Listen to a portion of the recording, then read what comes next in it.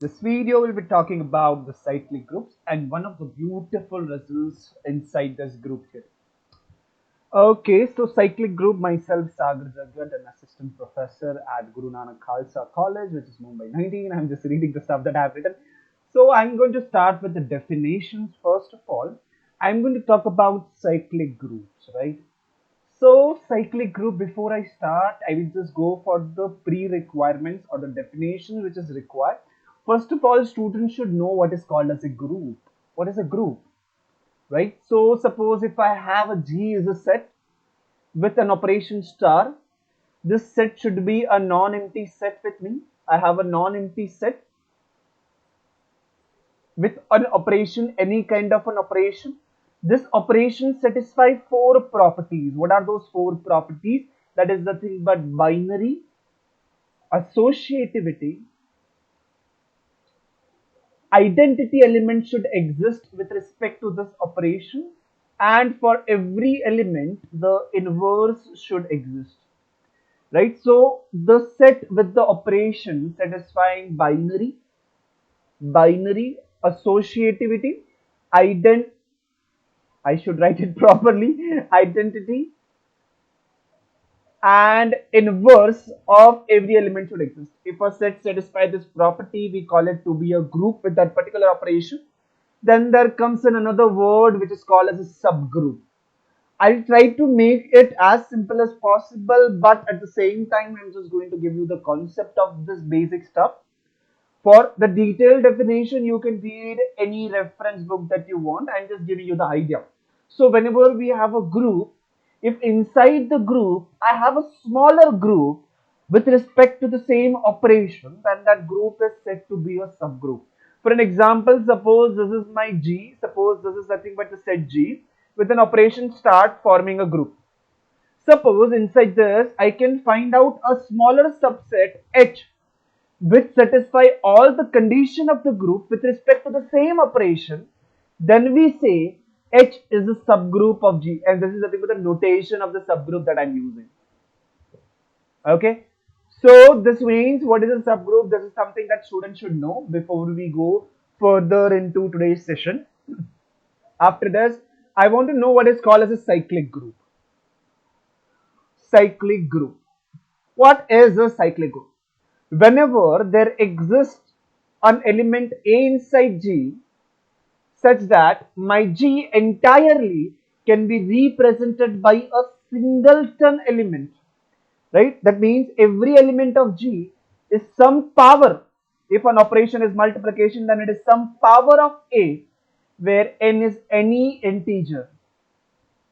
Then my G is said to be a cyclic group generated by. In simple word, I say that a single element is enough to represent the entire group. Then that group is said to be a cyclic group generated by that element. Whenever I say represent, that means every element is a power of that element. Right? So any element I take, it would be a raised to something where something is any integer. Right? So this is nothing but the pre-requirement that I want the student should know. After we have a pre-requirements with us, today in this video, I will be proving that subgroup of a cyclic group is cyclic. This is nothing but one of the fundamental theorem in group theory, right? So we want the proof of it. I'll just go for the detailed proof in which I'll try to simplify the things as much as possible. What I want to prove, subgroup of a cyclic group is cyclic. So first of all, I should have a cyclic group with me. So let G be a cyclic group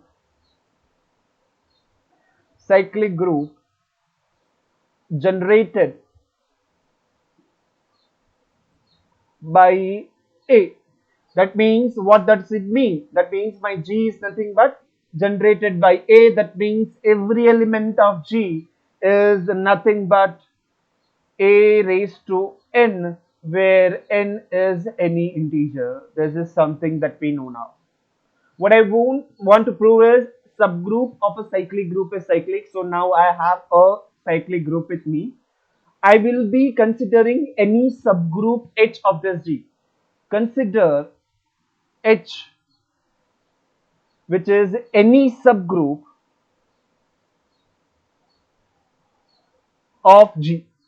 Now what could be the possibility? This H is any subgroup of G. So what could be the case if my H is singleton identity? We always know that this singleton identity is always a trivial subgroup of any group, right? So for any group, two subgroups are always possible, singleton identity and the group itself. These are called as a trivial subgroups, right?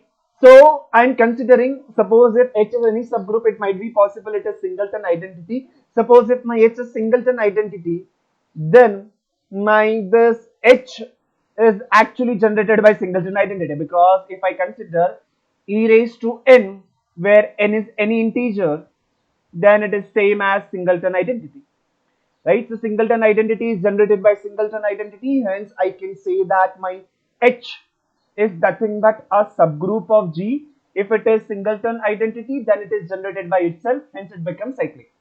Therefore H is cyclic. In this case it is cyclic, right? So H is cyclic in this case. Now we will go for the another part of it. If it is identity, we prove it as cyclic. But suppose if it is not identity, what we will do? Let me just come to the new slide and make it into two halves so that I can write the entire proof over here. If suppose my H is not singleton identity, that means there exists an element which is not identity. That means there exists some element B inside H such that my B is not equal to identity. Correct? If it is something more than identity. Now since my H is a subgroup of G, I will have my H as a subset of G. Right? It is a subgroup, that means it is a subset which is a group with the same operation. So my H is a subgroup of G. Also, I know this B is inside H. This H lies inside G. Therefore, my B lies inside G. Therefore, I will get my B is nothing but element of group generated by A. Right? Since G was cyclically generated by A, therefore, what does it mean? If my B is an element of a cyclic group generated by A, that means my B is the sum power of A. Therefore, there should exist some integer, suppose I write it as t, such that my B would be a raised to t. Now this B can be, yes, this t can be anything, but it is not 0, because if my t is 0, my B is equal to e. Therefore, my t can be negative or positive integer.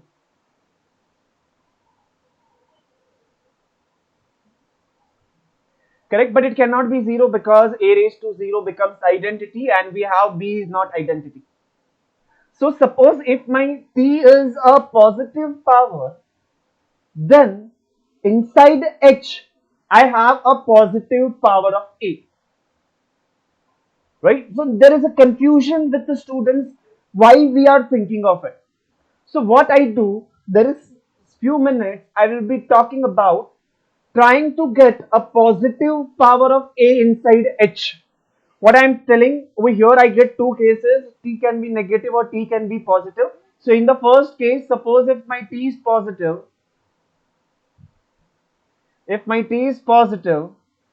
then what I can say? I can say that my a raised to t belongs to H where my t is positive. Correct? So what I did is I just said key is an element of H where t is positive. Suppose if my t is negative, then I know that my a raised to t belongs to H. If an element belongs to a subgroup,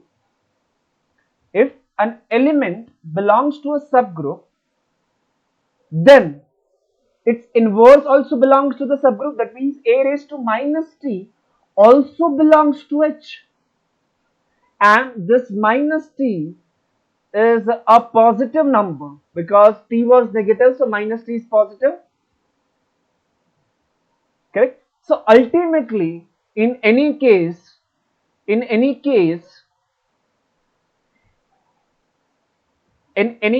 there exists there exists a positive power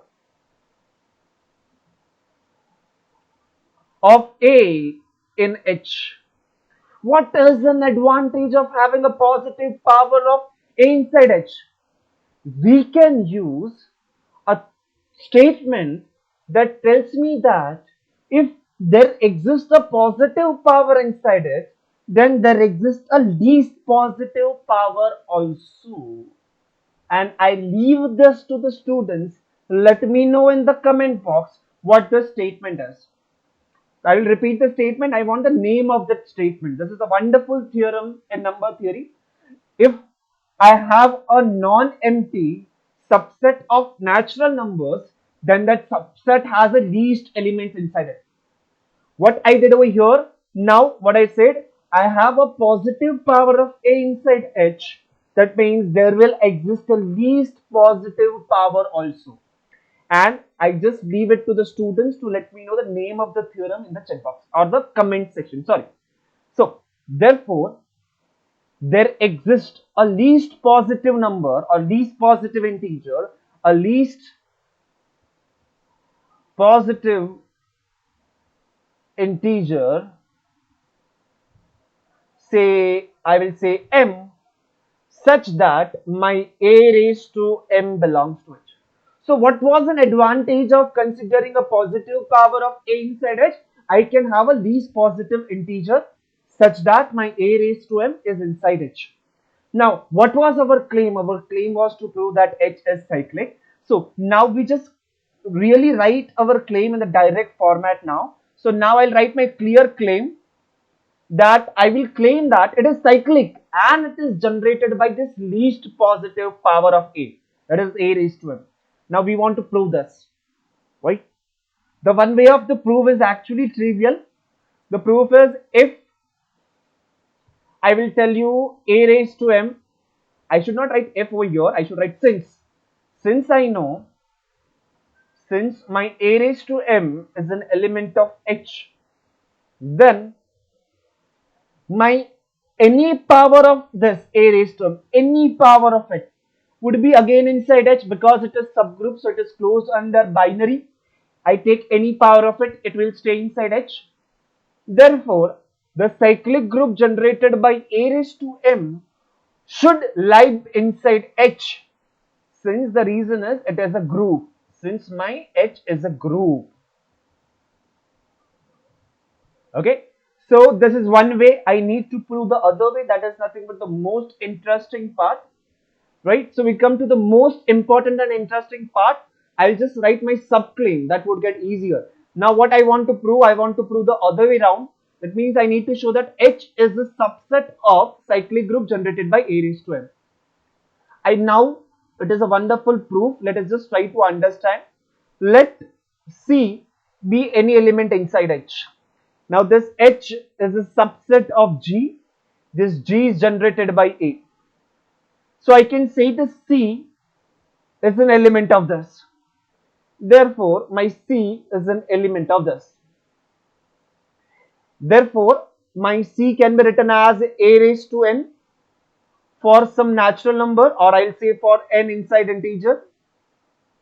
Correct? So the C is nothing but A raised to M. My ultimate claim is to prove that the C should lie inside the cyclic group generated by A raised to M.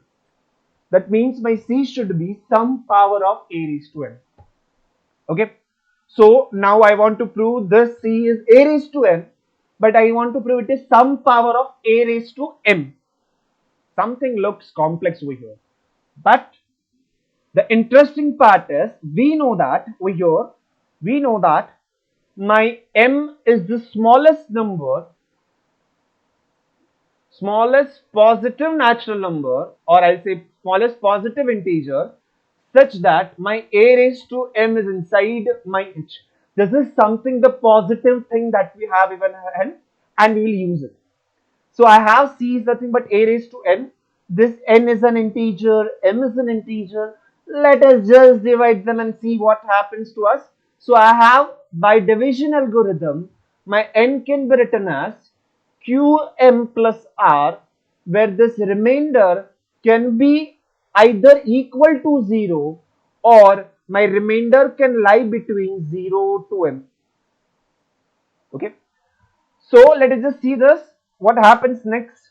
So I know that my n is equal to qm plus r. Now what we do is, let us just try to see. So I have c is equal to a raised to n, that is same as a raised to qm plus r, that I can write as a raised to qm and a raised to r. Now, what are the things that I know? I know this C is an element of H. Now, this is also an element of H, right? This C is an element of H. This is also element of H. Therefore, suppose if I multiply both the side with the inverse of this minus Qm. I multiply both the side with inverse. That means minus Qm a raised to Qm a raised to r. What I get? I get my a raised to minus qm c is equal to, this becomes identity, element times its inverse is identity, identity times ar. Therefore, my a raised to minus qm c is equal to a raised to r. Now, this c is an element of H. This is also an element of H, because if an element belongs to H, then its inverse also belongs to H. Since both of these are the element of H, implies me my a raised to r is an element of H. Right? So finally I got my a raised to r is an element of H, where r has two choice. Either r can be equal to 0 or r can lie between 0 to m. Now what I say, I just dictate the proof now. The proof goes like this now. Let me just write, because I feel student might not